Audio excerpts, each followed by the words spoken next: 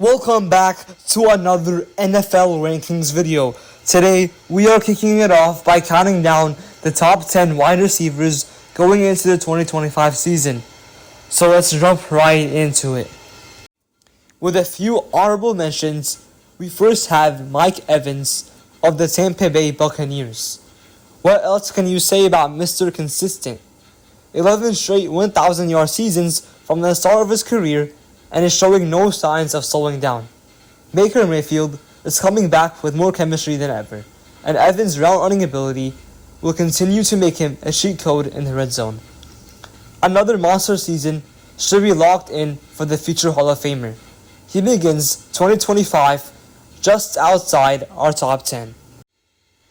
For a second honorable mention, we head out to Atlanta to show some love for Drake London of the Falcons. Showing flashes of it in 2024, this could be the year London breaks out as a superstar with Michael Penix now finding his footing under center.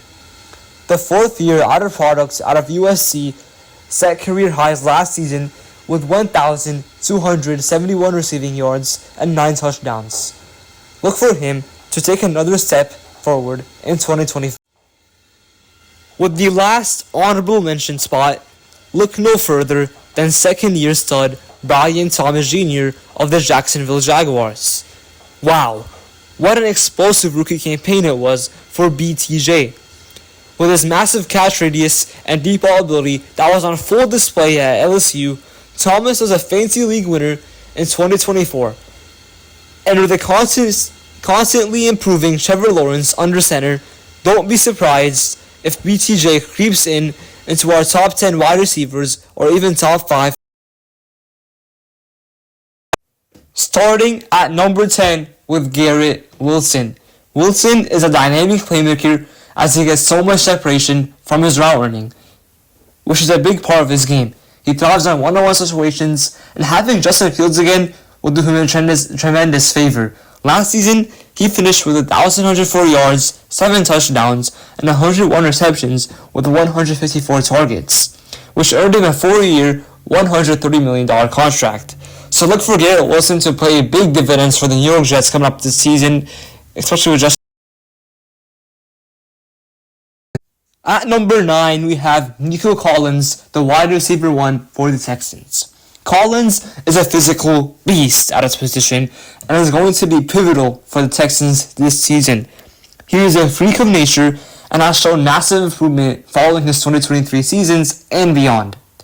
And in my opinion, he will only continue to get better and flourish underneath that offense with C.J. Stroud and the Texans. He has amazing hands, can get in the air for tough catches, and is good after the catch. Last season, he finished with 1,006 yards, 7 touchdowns, 68 receptions, 99 targets in just 12 games. So can you imagine the pace this guy can put up in a full season if it wasn't for the injury? Only time will tell Nico Collins, but he's going to be amazing for the Texans. At number 8, we have Malik Nabers, receiver 1 for the Giants. Nabers last season performed below everyone's expectations. I mean, the man didn't even have a good quarterback all season long and still put up amazing numbers.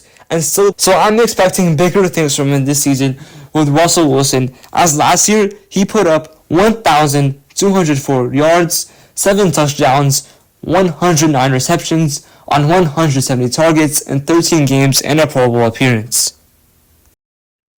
At number 7, the fastest player in the NFL, Tyreek Hill.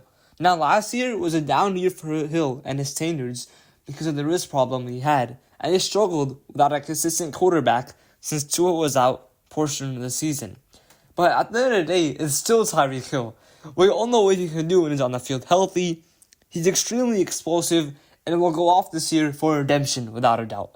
Last year, he finished with 959 yards, 6 touchdowns on 81 receptions and 123 targets. So Tyreek Hill this year will go off without a doubt. I mean, if you think about it, when this man's healthy, he is without a doubt the most amazing wide receiver to watch on the field. And I'm a big fan of him and what he can do with his game, especially his legs. He's just amazing to watch. At number 6 is Rams star wide receiver Puka Nacua. It's hard not to love how Puka plays the game and how he goes about his business. He's an amazing pass blocker, but also blocks for his teammates and rushers, which is what it makes him stand out, and he can pretty much do everything on the field.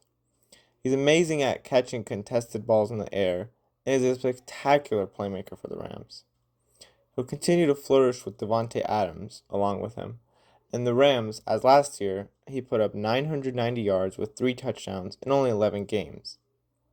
Don't forget, in his rookie season, he put up 100 catches with 1,400 yards, one of the best wide receiver seasons ever. Kicking off the top 5 is A.J. Brown of the Super Bowl winning Philadelphia Eagles. Brown is undoubtedly a top 5 wide receiver in the NFL because he's so elite at what he does with his physical frame and route running, and does it so consistently, and that's why he's on this list. With Jalen Hurts as his QB, he can only get better because Hurts is only getting better. Last season, he put up 67 catches with 1,000 receiving yards and 7 touchdowns, along with a Super Bowl win.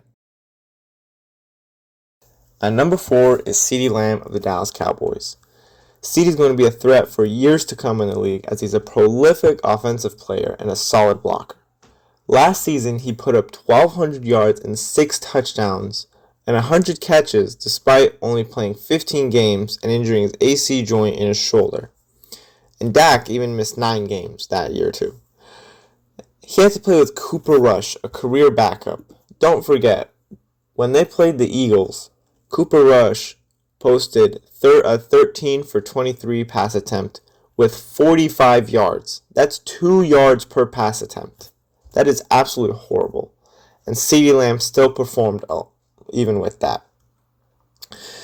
In 2023, when Dak and CeeDee were both healthy, however, CeeDee had a monster 135 catch, 1,700 yard season, along with 12 touchdowns. And Dak was even third in MVP votes. This year, hopefully, Dak and CeeDee will both be healthy and the offense will surely come together and CeeDee will for sure be the focal point. At number 3 is Detroit Lions superstar wide receiver Amon-Ra St. Brown. Amon-Ra is one of the safest wide receivers you have to hear. You always know what you're getting out of him. At least 1,200 yards and 7 touchdowns. Playing both in the slot and on the outside, he's also one of the most versatile receivers in the league. What he lacks more in vertical speed, however, he makes up with his footwork, being top 5 for sure in that department. He's also one of the most reliable pass catchers as well, with an elite set of hands. With Ben Johnson last year, he posted a 115 catch, 1,200 yard season, along with 12 touchdowns. His QB, Jared Goff, is one of the best pocket passes in the league, and St. Brown is his favorite target. This year, he'll play with a new play caller and John Warren replacing Ben Johnson. Just missing out at the number 1 spot is Ja'Marr Chase of the Cincinnati Bengals.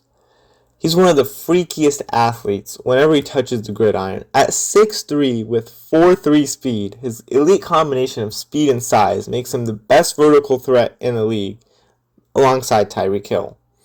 Now that doesn't mean he's a poor route runner, as he is for sure a top 5 route runner in the NFL.